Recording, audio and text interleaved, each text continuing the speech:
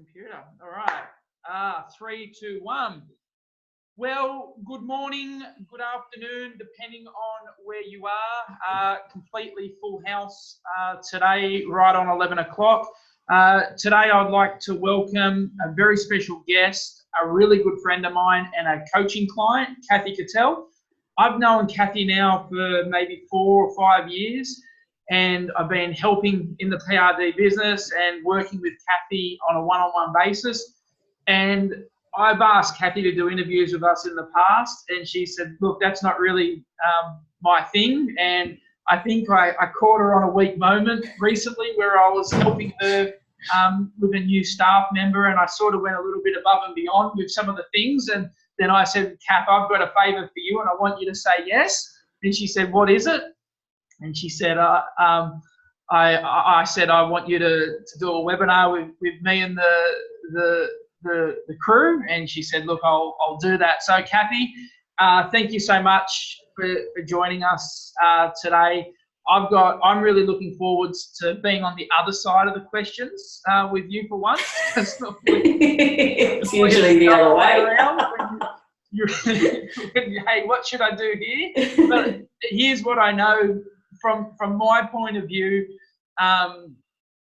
You're one of the most focused, one of the most driven, one of the most customer-centric real estate agents I know, where you're always striving to deliver better service, better results, improve your systems, to help your clients and improve your numbers. And frankly, I thought there's nobody better to do a webinar than with you. And I think as we start, I would like today to sort of be broken down into 3 parts, if you will. And for me, thing number 1 is a little bit about your background, because I really like your story getting into real estate, where Luke said, I don't think she'll be a good fit. I'd like you to share some of the challenges, and then what I'd like to spend the bulk of the session on today is, you know, how you run your business, you know, how you set up your team, how you market yourself, how you prospect. And I already know there's going to be plenty of questions, because I've already had 4 or 5 sort of come in for you, Cathy. So I would really like to open it up for sort of 10 or 15 minutes at the end, if that's cool. Yeah. To ask some questions. So I think the first thing that I would like you to share with us is, you know, that story getting into real estate, because I think it's a good one for everybody. Okay, look, basically I came into real estate when I was 48 years old. Yep. Nobody wanted to employ me. I was too old. I lived in Camden at the time. None of the local agents down there wanted me. They wanted the younger generation, under 30. And so I went further afield. I ended up working for Star Partners Marylands. And yes, it took me an hour to drive there every day. By the time I left Star Partners Marylands and moved up here, it was taking me an hour and a half each way every day. I was leaving by 6 a.m. or even 5:30 some mornings in order to be in the office. Yeah. And I was never leaving the office before 7, 8 o'clock at night, because the traffic was just too horrendous trying to get home. So I'd just stay back in the office, do phone calls, do what I had to do, and then head home at about, you know, it was always after 7. It was never before 7 p.m. And, yeah, and then do the journey home. And I used to have a little light in my car with my passenger seat was always my desk. So I'd have the book open with who I had to call on the way home, because you had an hour to kill. So I was always calling people on the way home, and I'd have a little light to just look at what was the next number I had to ring on the way home. So that's how I worked. Even though I had an hour's drive each way every day, I was always making phone calls and making use of that drive. People would go, oh, so what sort of music, what CDs? No, I was always on the phone.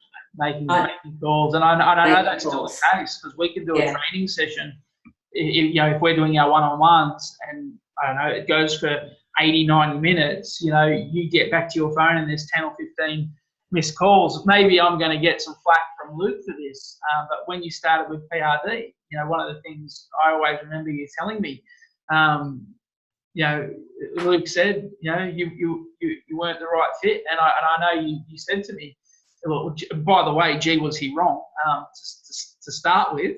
But more importantly, you know, when you're getting in, I remember that story where you're telling me that you wanted to prove him wrong and that you're gonna show him. So here's a question I have for you. I've never asked you this question, right? But what drives you? Like, what's the motive behind it? Because, you know, sometimes you see these top performers, they come into the ranks, they have 1 or 2 good years, and then they get fatigue, or they get burnout, or they just lose that X factor, or that extra bit of hunger that made them great. So I guess my question, long-winded, short, is what has kept you so effective? And that's probably the right word. What's kept you so effective to sustain the period of time that you've been doing it? Passion, seriously passion. I used to do horses, okay? My passion before real estate was horses. Horses is still a passion, yeah, as you know. Yes. But yeah, and horses was literally a 24/7 thing. The only way you got a break from horses was to literally physically leave the property, because I ran a horse stud with 180 odd horses on the property. Yeah. That all went pear-shaped. I then had sat down and thought to myself, what is the next thing I am passionate about? What do I love? What do I enjoy doing? And that next thing was real estate. Yeah. I've always bought and sold properties through my life. Love doing it, love renovating and reselling them. And I thought, what the hell? Let's move into real estate. And by that time, I'd had a number of friends who were working in real estate. And I had a bit of a chat to them, and they gave me a bit of advice on what to do, where to go. Yep. And that was, I then got online and did my real estate certificate, and so that way I could go to someone saying I'm qualified, I'm ready to go.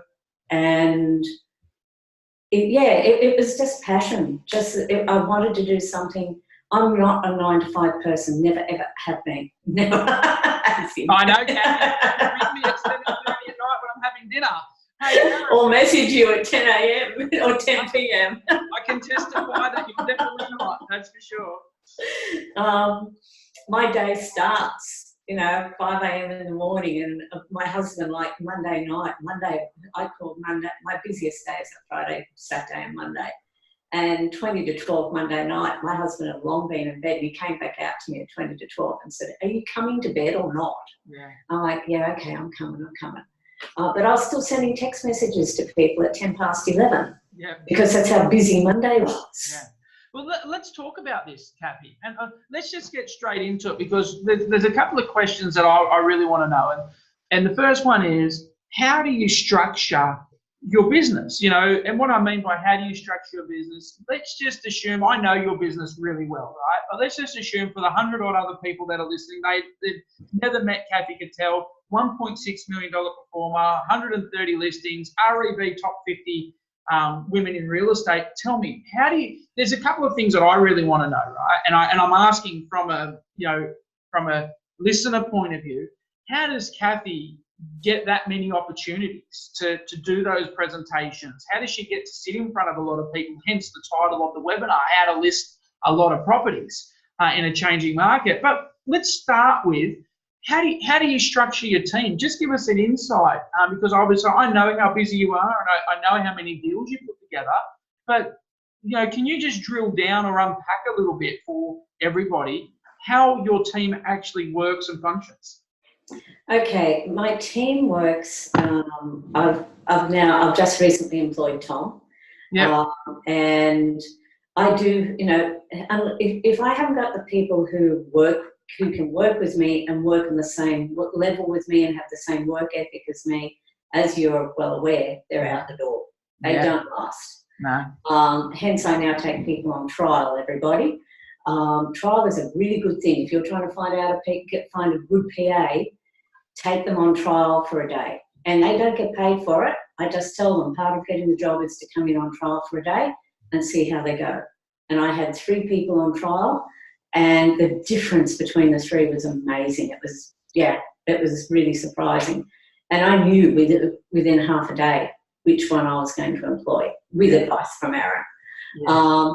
So basically how we're now structuring it is that I have Trish and Tracy who handle the admin and the overflow. Trish also handles my Facebook and my Facebook posts. Tom is learning. Tom's not long been in there. But what we're doing this time around, I've got Tom totally focused on buyers. Nothing else. That is his job. Yeah. He follows up old buyers. He follows up the current buyers.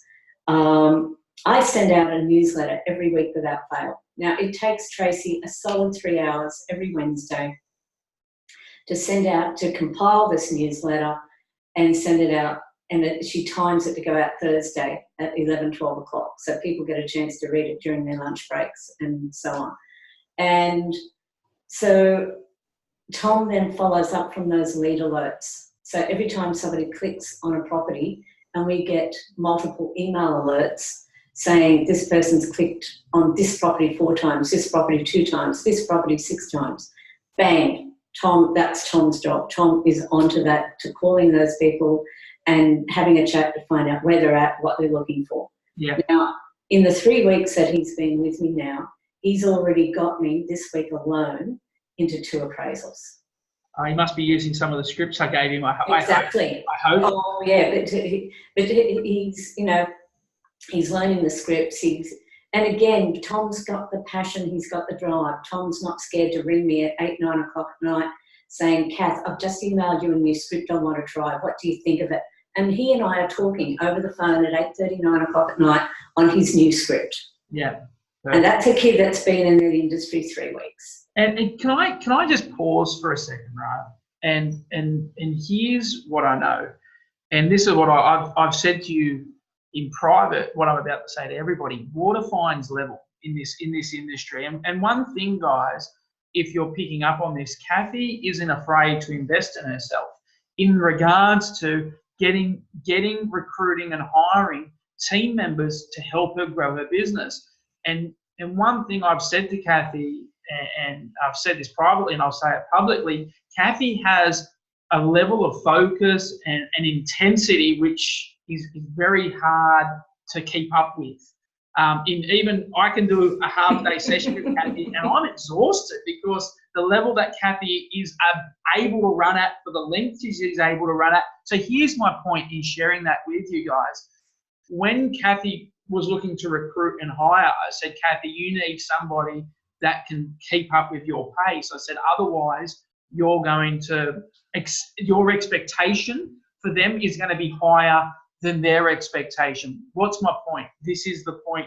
When you're looking at hiring, anybody can interview well. Anybody can answer the right. Some people are fantastic at interviewing, but then when you get them into the real world, they're sort of hit and miss. So one of the things Cathy's done, which I love, is she gets everybody, you know, that old saying, "Don't tell me, show me." You know, instead of making a hire based on an interview, now she actually road tests people. And I think that whole road test of that trial period is also about attitude. Because if somebody's prepared to come in, and I know that you brought Tom in for, I think, a second or a third day as well, and unpaid days, to get them in, and people that are willing to do that, are, in my opinion, a massive step in the right direction, opposed to just wanting the interview then going straight to the job.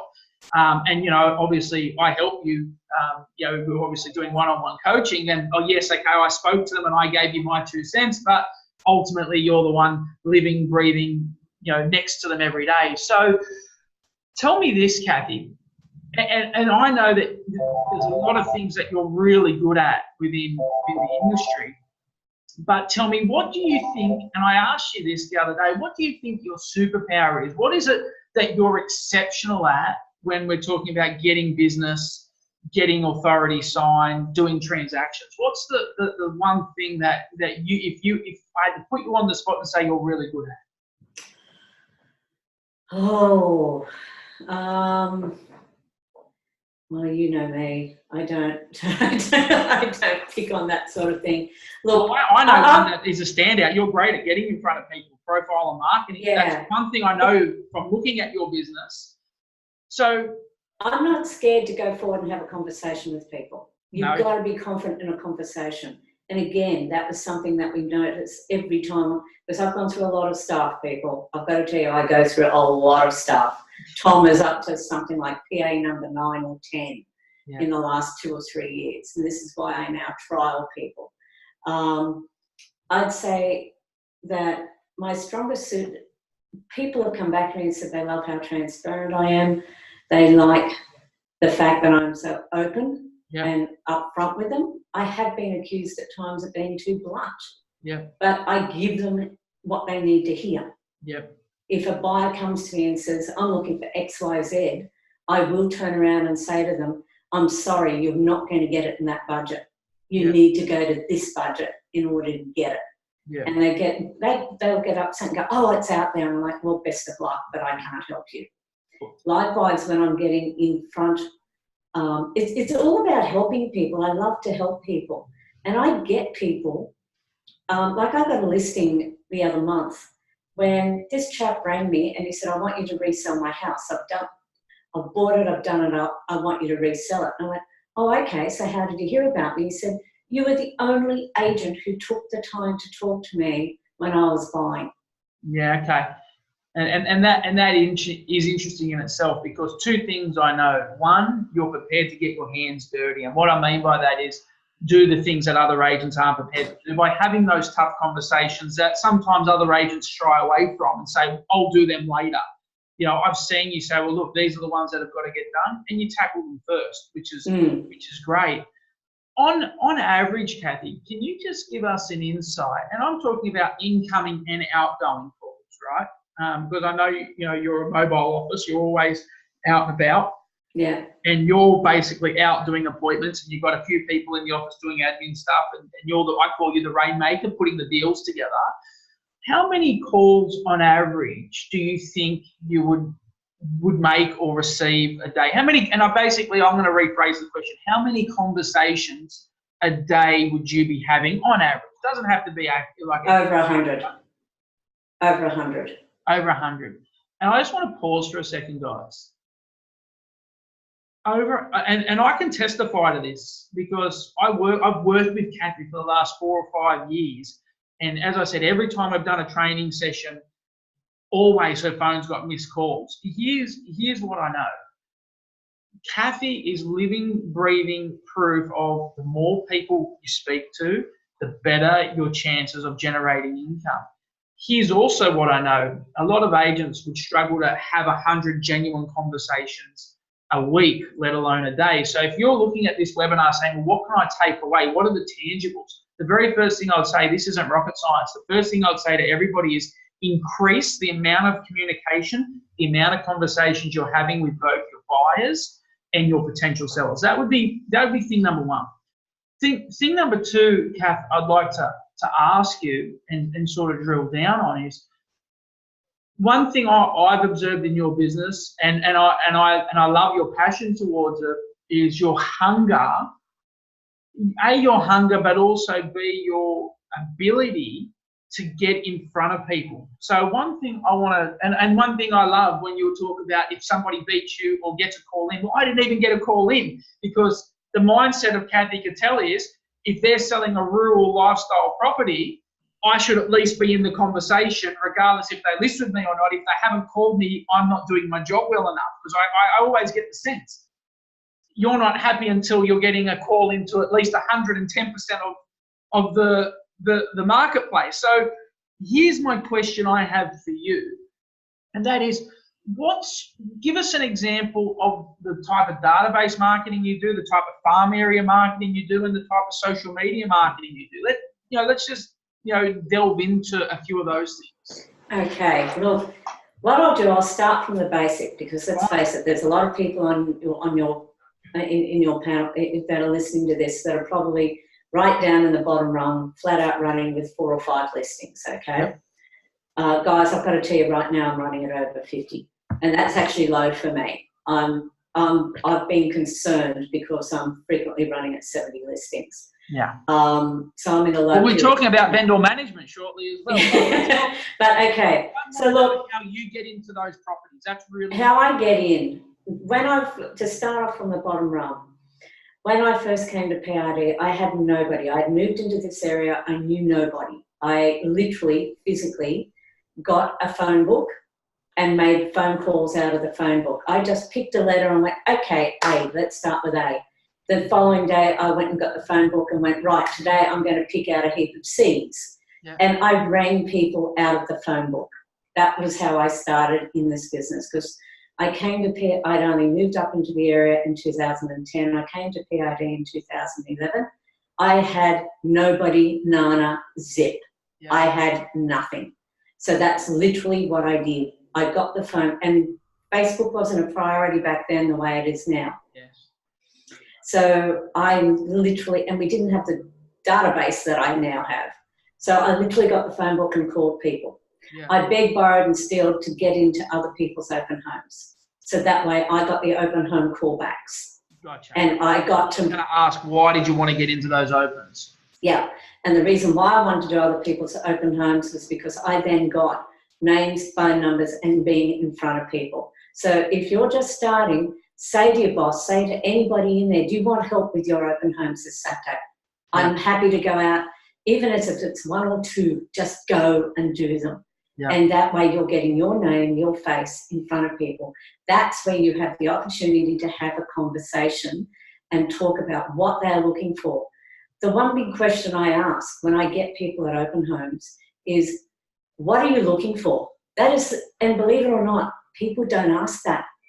I've had clients say to me, you're the first agent who's ever asked me, what exactly am I looking for? Yeah. And that's a big question. You can't go and show them houses if you don't know what they're looking for. Yeah. With a rural property, no other agent anywhere in the whole of Australia, I don't think, sells as much or as many rural properties as what I do. Now, when I came up here, the agents up here laughed at me and said, you'll never make any money selling rural properties up here. Rural properties take years to sell. You'll never make any money selling rural property. And I turned around and said to them, the problem is you idiots don't know how to sell them. That's it in a nutshell. You idiots do not know. I know. I spent 2 years trying to find a rural property up here in the Hunter Valley, and I gave up. I simply rang and got the address, did a drive-by on the property, and then went, yep, okay, this is a prospect. I'll now make a time to come and look at them. So I knew after dealing with all the local agents up here, I'm sorry if anyone's local up here, but back in 2010 and 2009, you guys were pretty crap. And I thought, wow, if this is how you're handling your clients. No one ever rang me back after an inspection. Yeah. And I was looking at properties for 2 solid years. Not one agent from Cessnock or Maitland ever rang me back and said, where are you at? What's your thoughts? Are you interested in the property? Yeah. I'd make an offer on a property and go, hey, this is what I'd like to offer. 3 days later, I'd heard nothing back. Yeah. And I was chasing them going, guys, hello, I made an offer. Can you tell me what the hell's going on? Yeah. So it's all crucial ingredients. So getting back to your clients is really important. Having that regular conversation every week without fail, even if they're not ready to buy, even if and you feel they're tire kickers at this stage, that tire kicker eventually will turn into a buyer. Once they turn into a buyer, they become a seller. Sooner or later, it might be another 5 years down the track, but the cycle comes round. So when it does, they remember, and that's what really surprised me. Like with this chap, I had to sell a house for him just near Curry, and I don't regularly sell over that way. But his conversation to me was, I was a buyer at the time, I knew nothing about the area, you were the only agent who helped me, who had a conversation with me and guided me. Even though I had nothing to sell him, I guided him on where he had to go for his budget and said, for 300K, I can't offer you anything, but go to this suburb, go to that suburb, you will get it. You will find it in that suburb. And he said, now I've bought in that suburb that you referred me to, now I want you to sell it. Yeah. And I think the lesson there is, today's buyer is tomorrow's seller. Yeah. I think as an industry, I won't say specific people, but like as an industry as a whole, we're always looking for that quick fix, that instant gratification. We need to find that person that's signing the authority now, where so many times and I've seen it time and time again, where you've given world-class buyer service and, you've got Tom as your buyer's agent, you've got those really good procedures in place with follow-up and notifications that when they find something, they're automatically saying, hey, Kath, can you help me? So I think that's a big one for everybody to really sort of take on. Cathy's buyer management is at another level, so much so she's actually employed Tom to make sure that it goes to another level again. Kath, talk to me about your social media presence, because I know you're big on Facebook promotions, and I know you're very active, and you've got I don't know if you'd call it a system, but you've certainly got a structure to how regularly you post and the different types of content that you post. And you just talk us through that. Okay. Look, first of all, you need to have your own business Facebook page. For anyone who's listening, I had a person call me the other day and he said, I notice how many posts you do on Facebook. I notice how well you do. And he said, what do I do here? Because with the business he works in, it's only a little office with 4 agents, and he's not allowed to do his own personal business Facebook page. Yep. They've got to focus it through the office. Mm. And guys, I've got to tell you, you need to have your own personal business Facebook page and use our office, PRD Hunter Valley, as a classic example. We're the #1 office in the whole of New South Wales. We are the only office, I think, that has 3 agents doing the similar sort of numbers. And we're all allowed to do our own thing. We're all allowed to do our own Facebook page. Now, so I have my own business Facebook page. We're posting on that at least twice a day, every day. And it's not just solds, it's not just listeds. If I see something locally going on in the community, I will share it to my Facebook page. Can you give us an example of that, Cathy? Oh, look, Hunter Valley Gardens have something coming up. Yep. You've got handmade markets coming up. Okay. You get market stalls. Branxton Greeter, the Branxton Public School had a trivia night where they're trying to raise funds to do something in the school. So therefore, I posted and shared that.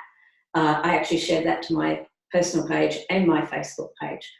Don't get hung up on your Facebook page. Like, I've only got 1,180 likes on my Facebook page. Yeah. But my Facebook page is reaching, because Facebook are telling me. Yeah, your engagement. My engagement is between 15 to 18,000 people per week. Yeah. Per week. Now, this week alone, Monday, Tuesday, I'd already had over 5,000 engagements in 2 days. Yeah. But I'm only showing 1,130 something likes. Yep. So you don't need to have the likes, you need to have the engagement. I 100% agree, because that means all the people that are actually liking your page are seeing it, and then when they're interacting, their friends are seeing it. So those impressions and engagements are key. And one thing, for anybody that doesn't know this, the more content you post, right, with Facebook, and then people start to see it, as soon as a consumer or somebody that likes your page might click a little like on the post or comment, Facebook automatically say, hey, that person likes that page, if that makes any sense. So they will say, next time Cathy posts something, we're going to show the person that commented more of her post, because obviously you like seeing what she posts. So the trick with Facebook is the type of content you want to post is engaging. What you're doing obviously hits the nail on the head. It's content driven, local community based. So anytime that they interact, they see more of your stuff. Give us some other examples of what you do with Facebook, Kath. I boost it. Like, I have all sorts of packages. I do videos, I do drones. We have 3D walkthroughs. Sometimes we only just do photos with a bit of a blurb on the property. But we then boost it. And I have 14 different audiences that I can click on and boost it, depending and I can pick the area and circle the area on where I want that post to go. So if I've got a property for sale in Branxton, I will pick a circular area around that area, because usually it's a local from Cessnock, Rutherford or Maitland that will buy in Branxton. We don't get the investors we're talking about out there. Mind you, if you get any investors looking for a damn good investment, Branxton you can't go past. But yeah, that's another story. Yeah.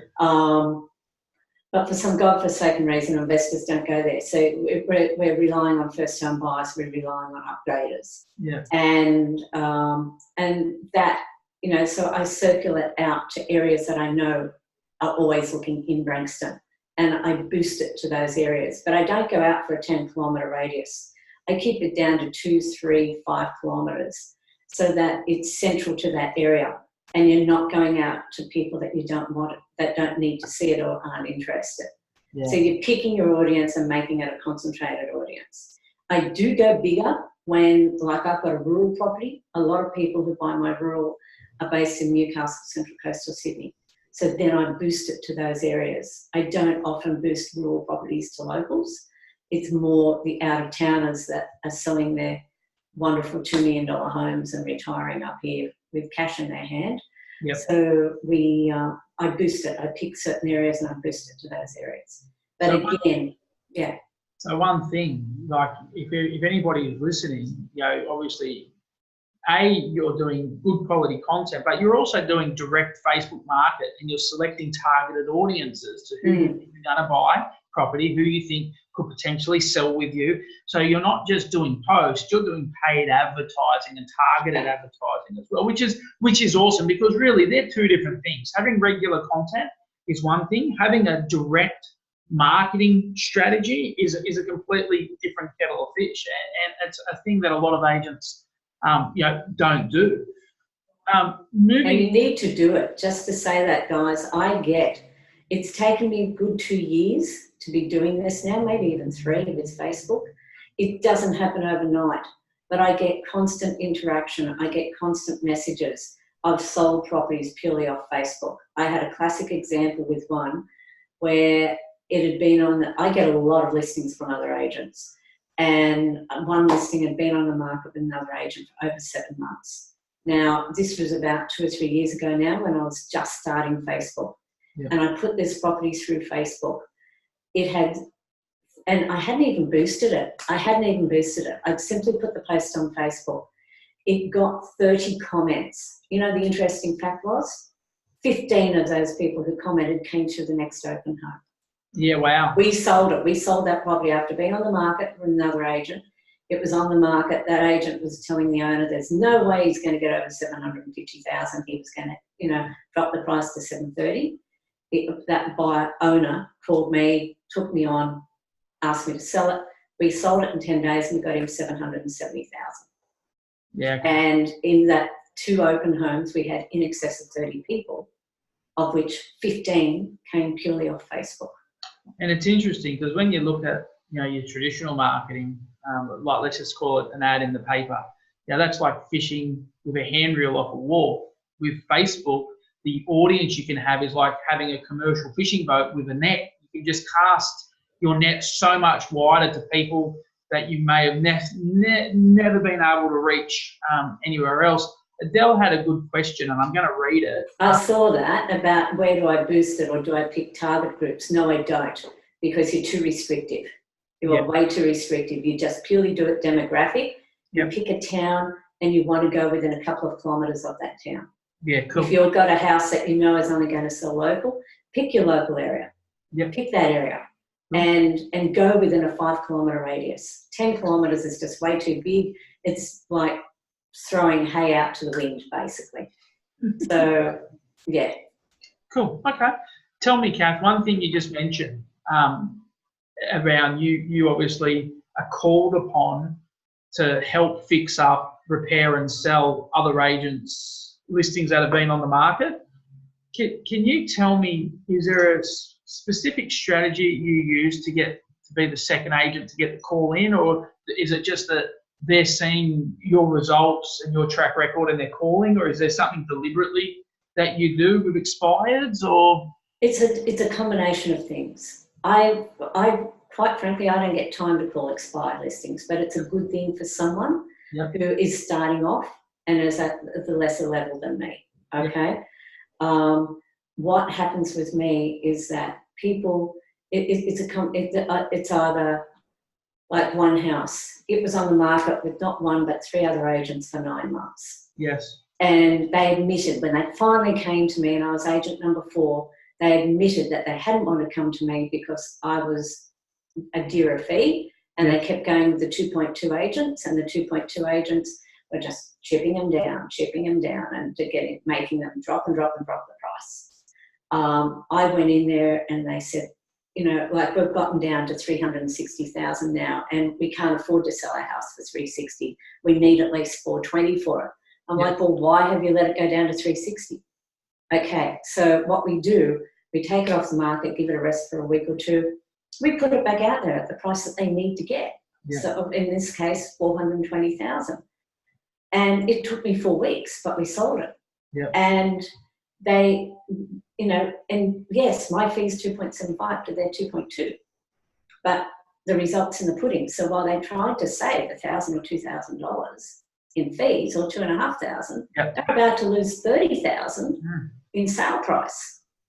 And so it's funny that you say that, because, you know, the cheapest agent is the one that makes you the most money. You know, you could be 10 grand more than the other agent. They're still 20 grand better off in that example. So you're still a mile cheaper because you put their net difference is ahead. So okay, I've got a question here, 2 questions, but one from Cassandra. Do you change the photos when you relaunch? Just give us a bit of an idea on your relaunch strategy where you take that property off. Okay. Relaunch. Okay. Well, keep in mind it's already coming from another agent. Yep. So basically, we take our photos, always good quality professional photos. Don't take photos of furniture, guys. Oh my God, there are so many people out there that take photos of a room with a dining table in it. That tells nobody anything. Yeah. The one thing, I get a lot of out-of-town buyers, and those buyers come and say to me, you know, I love how you market because we know everything before we get here. Yes. Viewing the property is just a formality to make a decision on buying it. Yeah. And it's all about putting as much info as you can into that internet advertising. Buyers these days are too busy. They're too busy. They don't have the time to guess what might be there and what might not be there. Yep. So having the right photos where it's showing the size of the room. Do not cut a room in half. Yep. If you've got a full open plan room, let's face it, a lot of rooms these days have kitchen, dining, living, all in one big room. Yep. Take a photo of the whole damn room. Yeah. Don't go sitting the camera in the middle of it going, this is the living area, there's the dining area. Oh, and over here's the kitchen. Nobody can see that in a photo. So you get the photo of the whole room. Yeah. And then you get it out to your buyers. We call buyers. I've sold a property at 2.1 million, a rural property at 2.1 million, and another one at 2.9 off my buyer database. Yeah. Before, without even a photo. Now, I never expected to sell either of those 2 rural properties for that amount of money. No other agent's done it in this area. And it's all about getting to your buyers before it hits the internet and trying to maximise your price that way. But if you can't do that, it's getting it out there and making sure that you are there to answer your phone after 5 p.m. Yeah. You do not turn it off at 3 minutes past 5 saying, that's it, I'm finished for the day. Yeah. It doesn't work that way. My busiest time for phone calls is always after 3 p.m. till about 8 p.m. Yeah. From 3 till 8, my phone goes ballistic. And at 4 to 5 o'clock in particular, if I've been in a market appraisal or whatever, because I never, ever take my phone into appointments, guys. I think that's a really good point, Kath. Thank you for bringing that up. My phone stays in my car. And yes, I will come out to 13, 15, 18 missed calls. And I'll look at them and go, oh. But that's what you got to do, okay?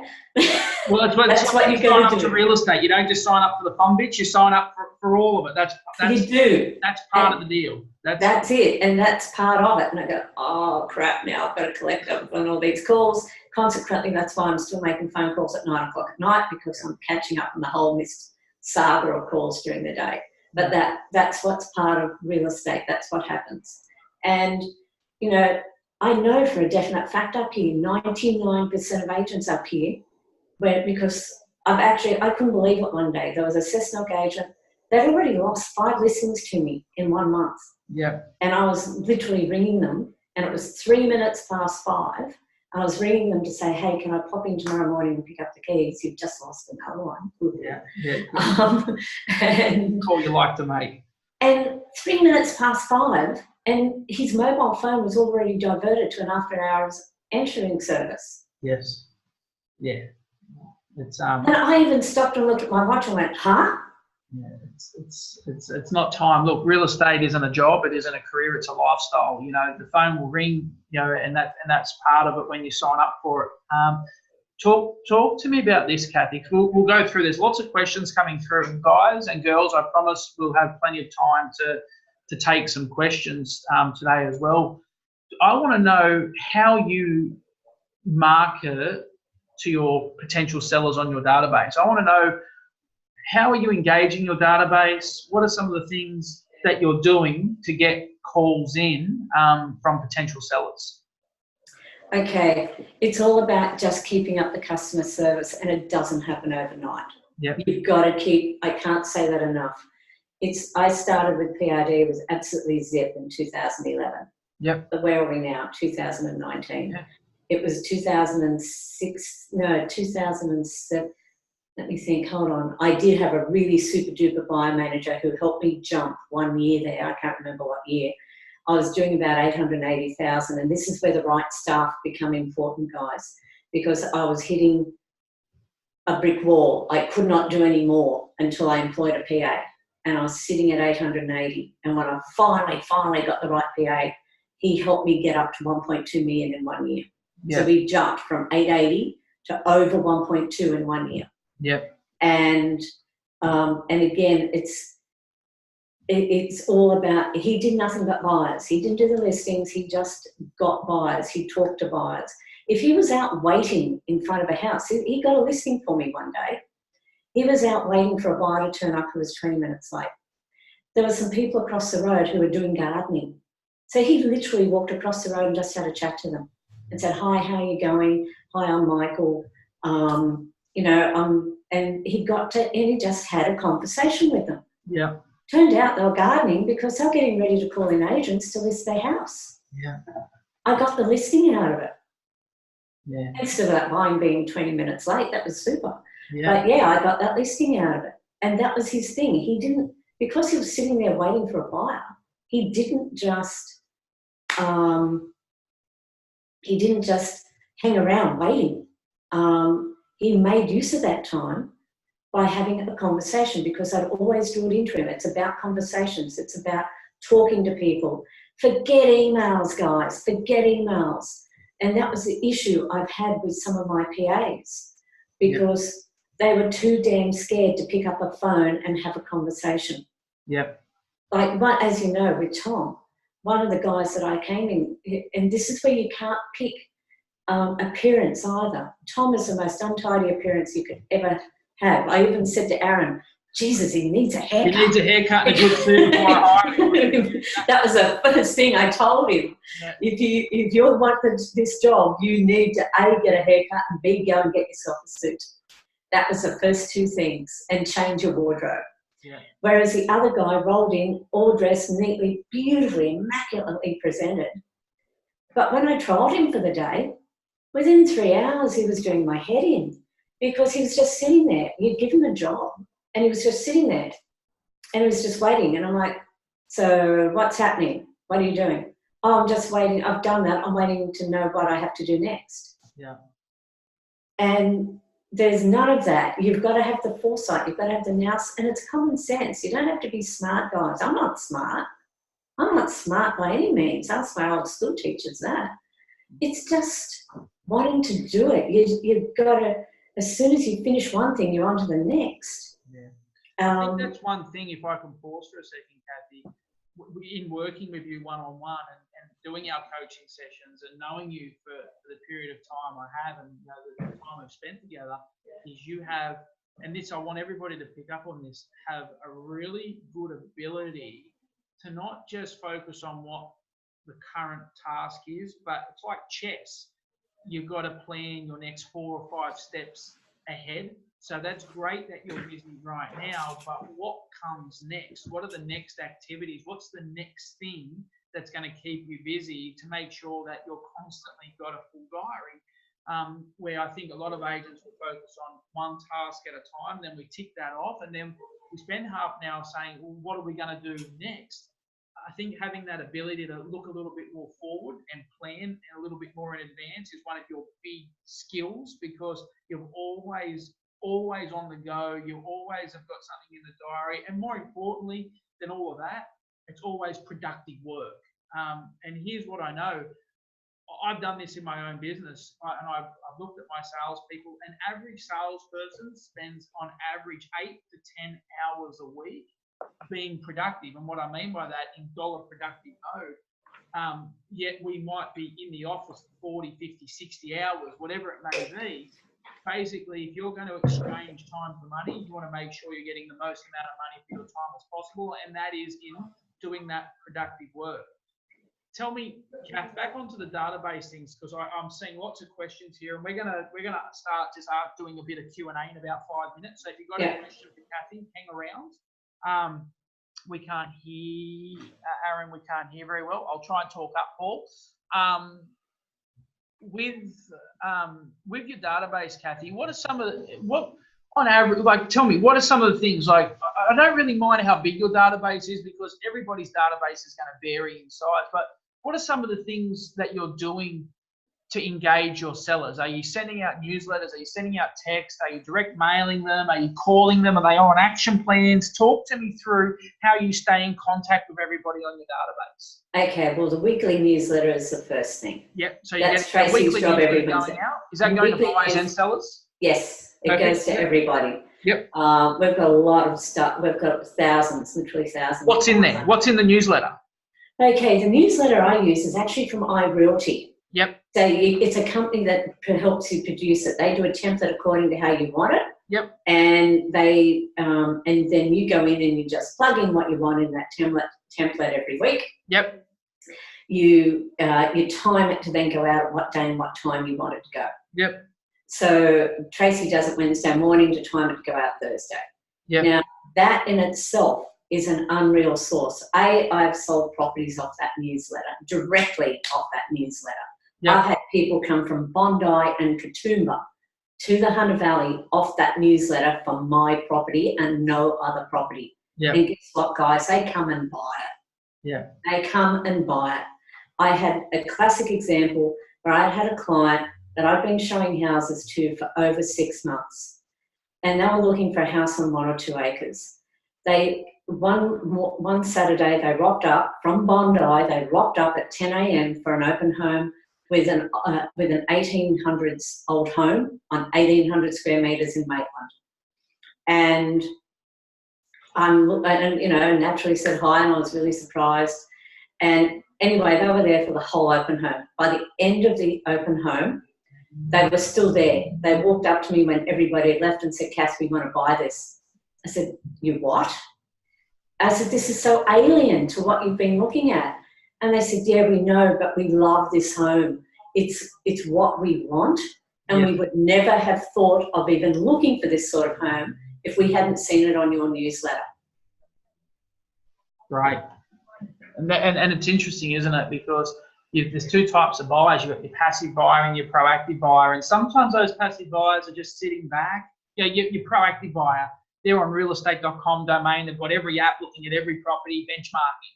But then you've got those passive buyers in your database that are looking only for that very specific home, and they're not looking in every paper, every publication. Luke's waving to me in the background through the glass door. just so everybody knows, we've commandeered Luke's office for this session so we can get some peace and quiet, because the office is crazy, guys. For anybody that doesn't know where Cathy works, it's PRD East Maitland. I coach that office. They do anywhere between sort of 600 to 700 transactions a year. They've got 3 performers that do over 1.6 million a year. It's chaos in there. So, so Ryan was going to be the class clown earlier, Cathy. I didn't want to tell you to distract you. Oh, okay. Ryan was contemplating doing something stupid. You could see it in his eyes. He was looking in, going, should I, shouldn't I? I can see Aaron on the screen. And then he thought better of it and kept walking, which I didn't want to alarm you at the time, but I thought, what's he going to do? So tell me, Kath, is there anything like, are you direct mailing your database? Do you have them on action plans? Do you text them? Is there anything else you do to engage your database? Was because I do, guys, some weeks I can do literally 20 market appraisals in a week. Literally. Yeah, that's amazing. I've actually had some agents say to me, how the hell do you do 4 or 5 market appraisals in a day? Yeah, that's a lot. And it's exhausting. It is seriously exhausting. I was in one market appraisal yesterday for over 3 hours and I came out of it knackered. Yeah. Because I didn't realise, no one told me, even though I'd asked questions, the person who called me, not once did he tell me it was a deceased estate. Yep. He kept referring to it as his father's property and he would be there to meet me at his father's property. Yes. When I got there, I found out there was 5 family members involved, that it was a deceased estate, and I had to talk to all 5 family members who all had varying price ranges on where they wanted to be. And let me tell you, I'm talking $300,000 difference in price range from where I pictured it sitting. Yep. So I had that conversation with every one of them, answering every one of their questions for 3 solid hours. Yeah. I think I've got the listing, but I've left it at that with them to have a talk, and I've got to ring them back on the weekend. But that is, I never time my market appraisals. I always give myself at least an hour, if not an hour and a half per market appraisal. Yeah.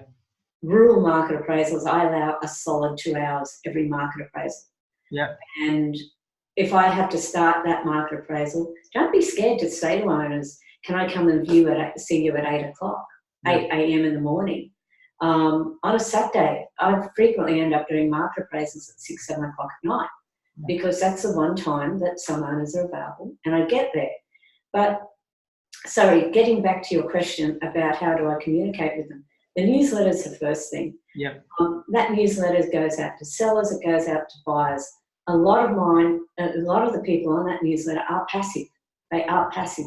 Yeah. When they keep getting my newsletter with good relative information, not just about buying and selling, but I give them local information on the area, what's happening at the moment, where the market's going. That newsletter is really seriously involved. Tracy puts 3 solid hours into it every week. Yep. And it is, and you can subscribe for iRealty and they will help you do that each week. So that's one of them. The next thing is I have my buyer database into categories and groups. So if they're looking for a rural property, I have them under acreage. Then I have them under certain price groups. Then I have, if they're looking for a residential property, I have them under suburbs. One of the areas I handle is Branxton and Greeter. Now, guys, the average days on market out there is well over 90 days. I've had so many agents try to break my stronghold on that area. But what they don't realise, if they do go in at their 1.9 and 2.2%, they're selling the houses 20 and 30,000 less than what I achieve. Yeah. And they don't have the buyer database for that area that I have. And I have buyers who just wait for my newsletter. They just wait for my weekly newsletter to come out and tell them what I'm listing in that area for that week. Yeah. I also send out SMSs. Yeah. I get, again, because all my database is in categories, I send out SMSs, and the SMSs go to that category who are looking for that suburb. So you're talking about just listed alert SMSs to your buyer groups, correct? Yeah. Yeah. I know other people in this office also do just solds. Yep. I don't believe in bombarding my clients with that. Yep. I will tell them, I will go and put a post on Facebook about it just being sold for a certain amount. Yep. But a lot of people get really pissed off, for want of a better word, when they keep getting buzzed with so many text messages. Yeah. So you've got to space out your text messages. You don't go and do 2 and 3 in one day. No. You space them out. And so we plan. Again, it comes back to planning. We plan when we go, right, we're launching this, this, and this property. Or, hey, we've just listed this property. So we plan an SMS for this property to go out Tuesday. We plan an SMS for that property to go out Thursday. Yeah. So it's all planned on what goes out when. So people aren't, because we do have buyers who are under a multiple of categories, and they don't want to be constantly bombarded with text after text all in one day. Yep. So yeah, so we plan it so they're only getting 1 a day. Okay. So Cathy, what I would like to do now is open up for some questions if I can. So now this is directed at the 100-odd people that are on this call. If you've got a working microphone and video, and you want to ask a question on camera, raise your hand and I'll unmute you and you can ask the question. If you don't have a working camera and video, by all means, you can start typing your questions into the chat box. And I've already seen some questions and I've noted some of them and we will answer them. But if you want to ask on camera, allow to talk.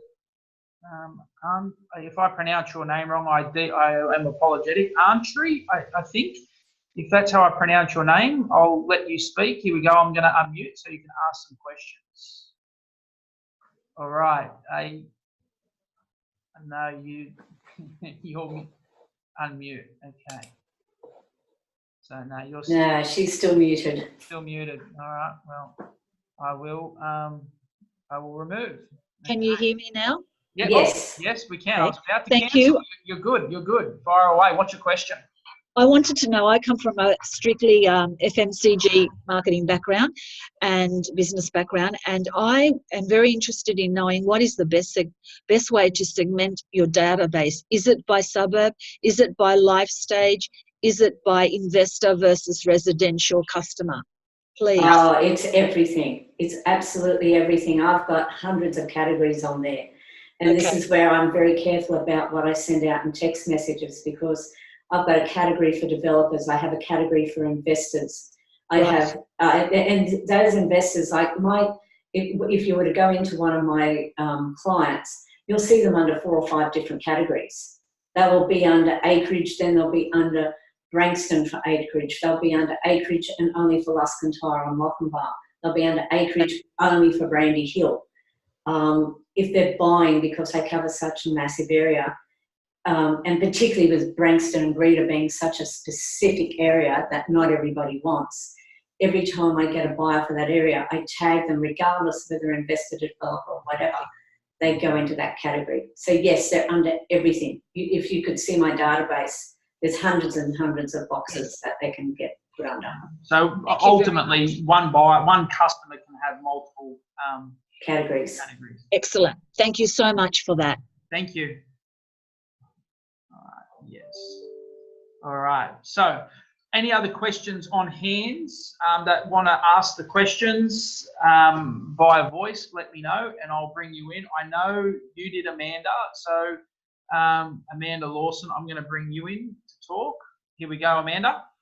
Oh, that's Aaron. My apologies. That's my bad. Sorry guys. If I can find Amanda, I'm just trying to get it so all the hands. There we go. Just click your hand again, Amanda. Just click that little hand icon. There we go. Allow to talk. Now unmute yourself. Yeah, there we go. You're good to go, Amanda. You're live. Yay. Hi, Cathy. Hey, coming into a new area and a changing market, I'm door knocking, cold calling, private expired listings, all that sort of thing. But it seems like everybody else and every other firm is doing exactly the same thing. And what I'm hearing from owners is the same sort of things being said, with the version of we've got buyers that are interested in purchasing something in your area. And I'm getting a lot of pushback about this. Have you experienced that, and have you got any questions? Yeah, look, it's a standard thing. Everybody, even if they don't have a buyer, will tell an owner that they do have buyers, okay? That's it. I know that I come across that all the time in some of my areas, because some of my areas are seriously hard areas to sell in. You know, and you've got to, and agents who have never ever sold in the area are going in there saying, yes, yes, yes, we've got buyers. And, but yeah, it's a hard one when it comes, when you're just trying to break into the area. I think what you need to do is use a different strategy and maybe go to them saying, look, I'm new to the area, but I'm offering you enthusiasm. I'm offering you my constant one-on-one customer service, that you will be able to get me no matter what time of day in order to talk to me and discuss your concerns. And go in there, you know, offering your enthusiasm, that you're new to the area but you're enthusiastic. Do you have experience from another area or not? You're just new? No, I do. I've been in real estate for 10 years, but a different part of New Zealand, to be fair. Okay. Well, what you then is to talk about the fact that you were, you know, your years of experience. Try and get out maybe some reviews from past clients that you've helped, and say, and use that. Get the phone book and just get yourself in the door. Go out there and do stalls. If they've got school fates coming on, that's another thing that I did for a while. We used to have make-them markets, and when I was first starting out, I literally went down on a Sunday with the PRD tent and the PRD flags and with a fold-out table and sat for the day at make-them markets. Oh, yeah. Very good. Thank you. You're welcome, Amanda, and I'll see you. When do I see you? I see you on the 14th for our coaching session. Yes. Yep. Next week. I'll see you next week, but I'll speak to you before then anyway. Okay, mate. Thanks. Bye. There we go, and remove. All right. Any other questions via voice? If so, raise your hands, guys, and I will answer them. If you've got some questions via voice, because we do have a few in the chat, Cathy. So if we've got no others via voice, let's go through some of these in the chat. Maybe we'll just work sort of top to bottom. Yeah. Some of these will be sort of rapid fire questions, because I'm conscious of getting people away on time. What's your point of view on direct mail? And I'm going to imagine that's direct mail to potential sellers. Do you do it? What's your view on it? Look, I have done direct mail. Yep. It's been very hit and miss. I've personally found that being able to just do sold letterbox drops are as effective as direct mail. Yep. And a damn sight quicker and less expensive. But, you know, sometimes direct mail can help. I know one campaign, a certain Cessnock agent, one of my main competitors, I've been told by them quite bluntly that I'm arch enemy number one. Yep. Like I'm upset. And they went out in 1 year there, September a while back, they put out a letter saying, you know, what a record month it had been. Their office sold 30-something listings in 1 month. And I'm looking at it going, I sold that by myself. So, yeah. So I put a letter out there going, hey, this is how good my record was. Our office sold. And that was, I think, when you were coming up too, because you couldn't believe how many we'd sold that month. Yeah, you sold I think it was like 90 properties or something for the month. No, it was over 100. Was it over 100? Yeah. And I'd sold 30. I had sold literally 30 in that 1 month. I remember that month, like Luke was telling me the figures, and my head. It was crazy. It was crazy. It was a crazy month. It was enormous figures. Our office had done over 100 sales. I personally had done 30-something. And yeah, and that was 30 sales exchanged in 1 month. Yeah. And so I did a letter saying that. When I saw what they were doing, I did a direct mail out. And people did contact me off that because it was facts and figures, and I put reviews from buyers or owners that had helped in that letter, whereas they'd just done a letter. I put reviews from the people that had helped in with the letter. So that did work.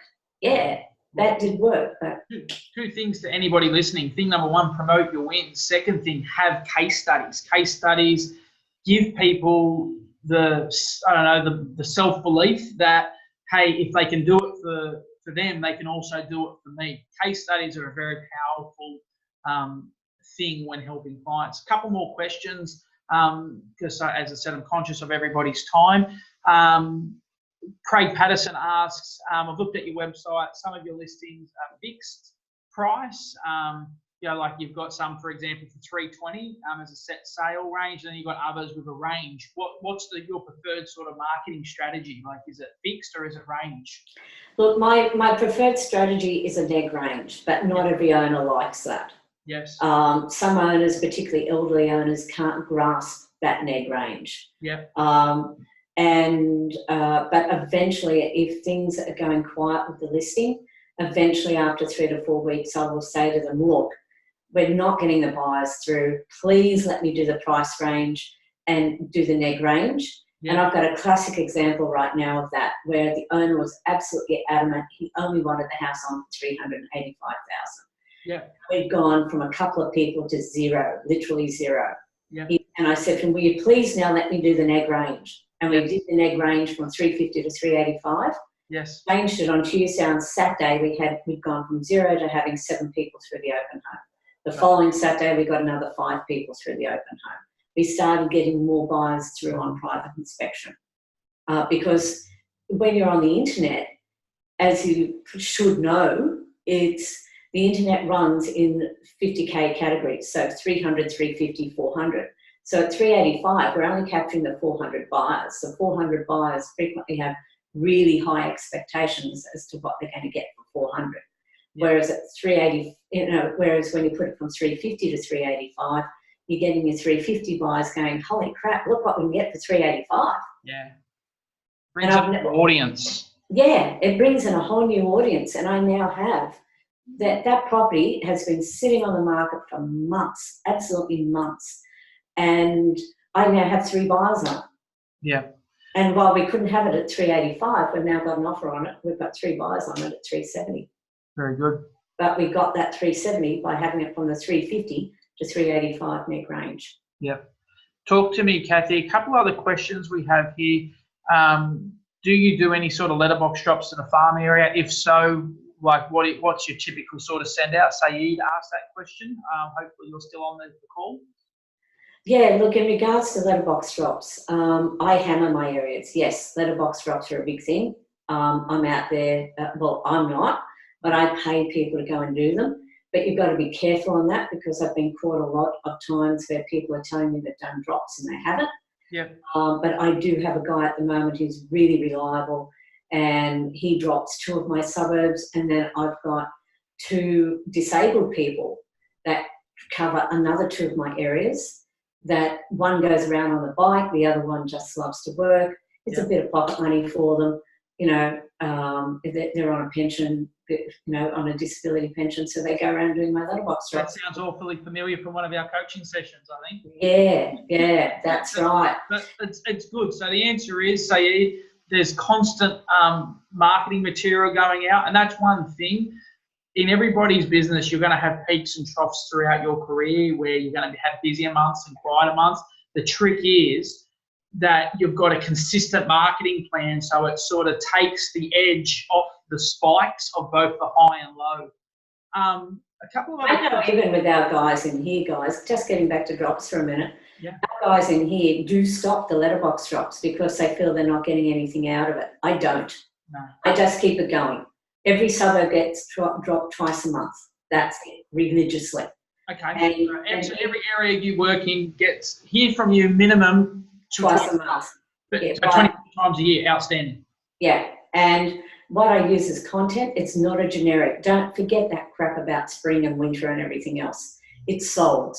Even if you haven't sold it, if someone else in your office has sold it, just get out there and put it there as sold.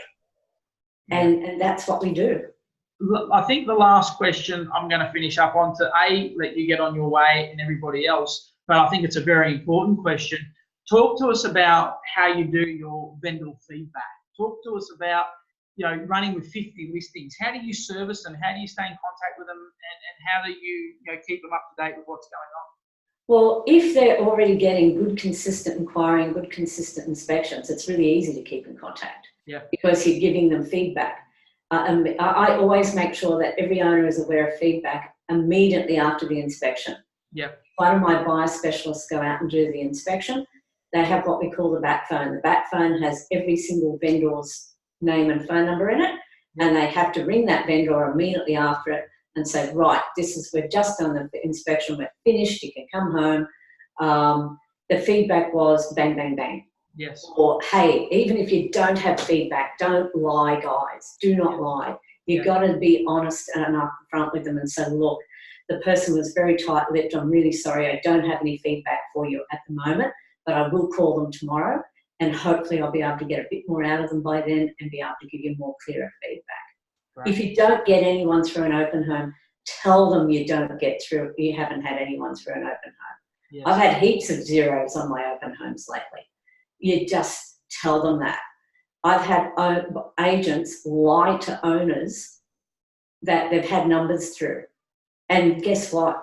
Those owners know that they're lying because they've either had the next door neighbour, or on one occasion, which I wasn't aware of, the owner was sitting down the end of the street, just watching the open home because she'd been lied to by the previous agent. Yeah. And she was able to tell me herself how many people had come into her own open home. Yeah. I think there's always there's a message. When there's 20 people that come, that's a message. When there's nobody that comes, that's a message. But the truth is always the truth, regardless if it's popular, and it should always be relayed to the vendors.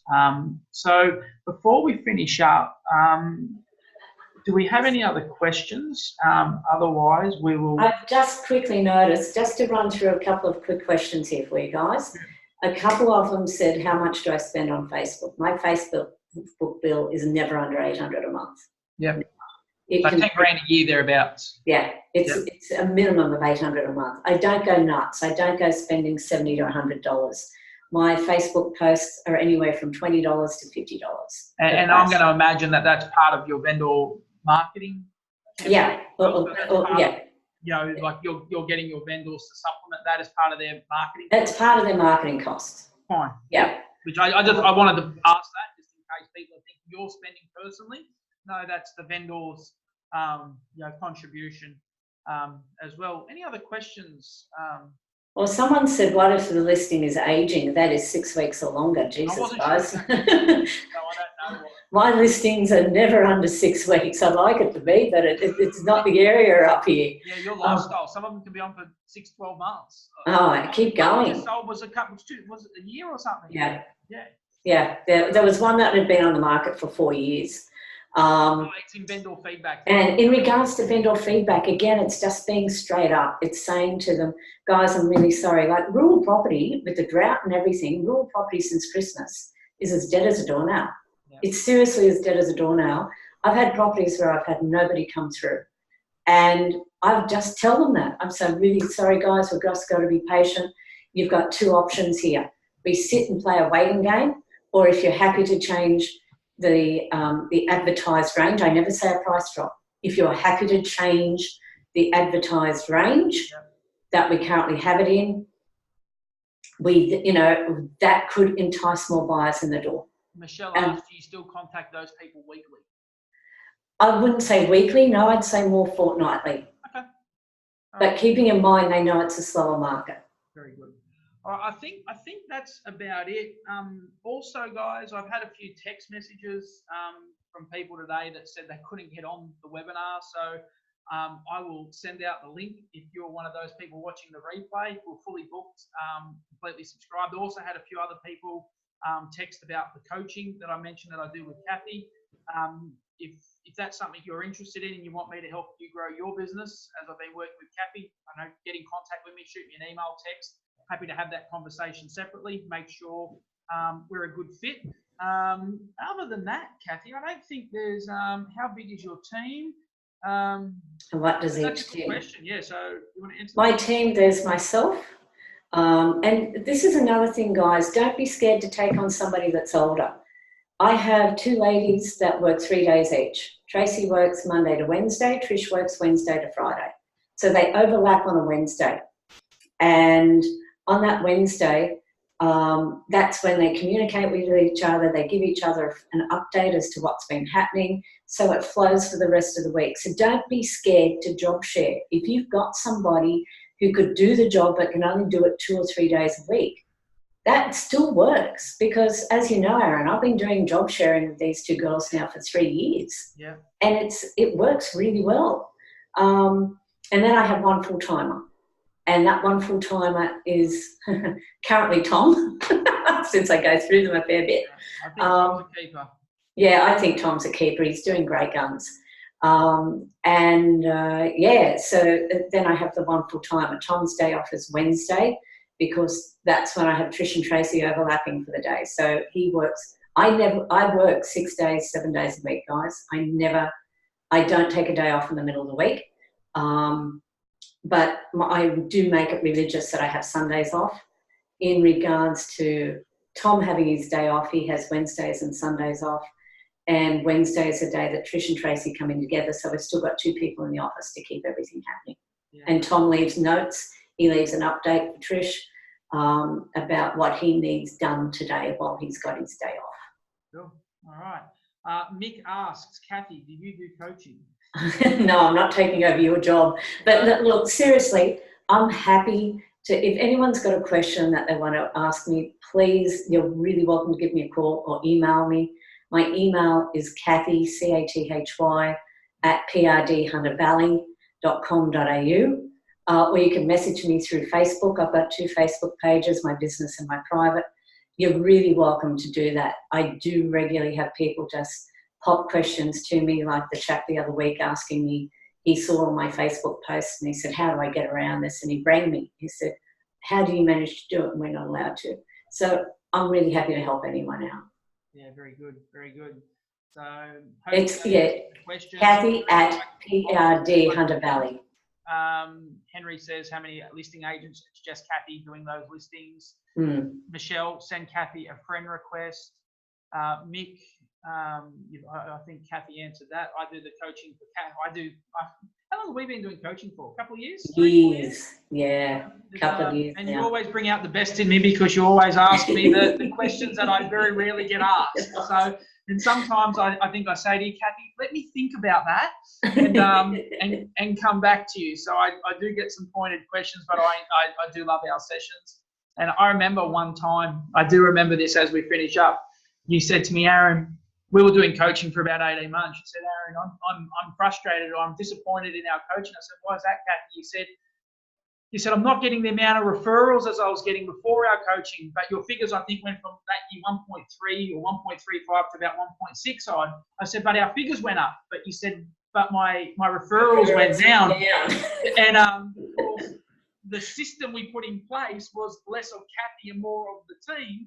And then we worked on those feel-good moments, and then it all come back. But I always remember that you're the only person that I knew that was upset that we increased the GCI by about 300 odd grand. But you didn't want just the 300. You wanted the referral fee. And but it always brings out the best in me as well. You're always pushing the envelope, which is good. Chris, very good session. Thank you, Chris. So Mick, Cathy, you can send her a friend request. Be respectful of Cathy's time, because she is super busy, guys. I think other than that, Cathy, we'll let you get out of here. Yeah.